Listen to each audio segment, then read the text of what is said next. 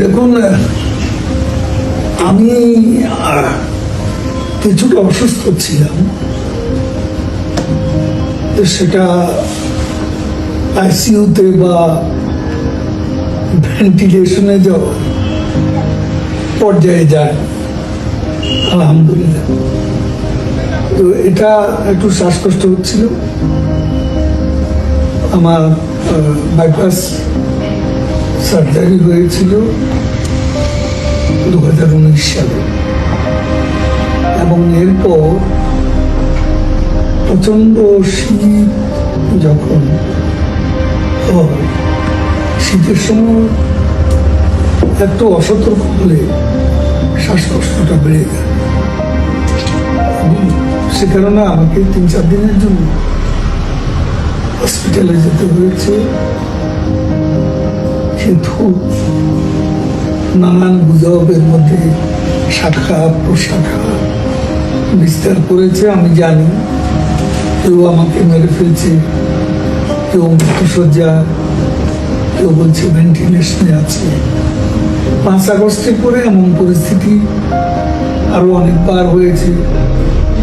হঠাৎ দেখলাম যে আমার নামাজে জানাজা হচ্ছে, কবর করছে, আমাকে সমাহিত করছে, আমি মরে গেছি। এ ধরনের গুজব বহুবার ছড়ানো হয়েছে। তো এটা শুনতে শুনতে আমরা অভ্যস্ত।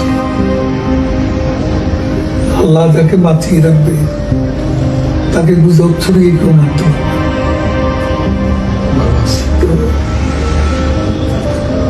ইলেকশন,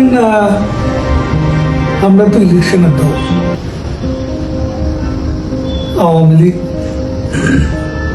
নির্বাচন দল, নির্বাচনমুখী দল, কিন্তু আমাদের দেশের যে বাস্তবতা, ইউনূসের অন্তর্বর্তীকালীন সরকার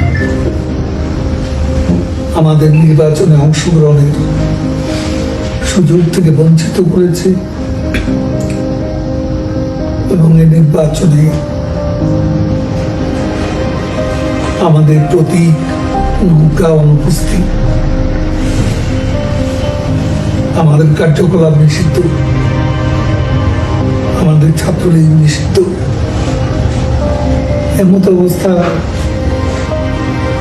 নির্বাচনে অংশগ্রহণের মতো কোন সুযোগ আমাদের সামনে খোলা নেই।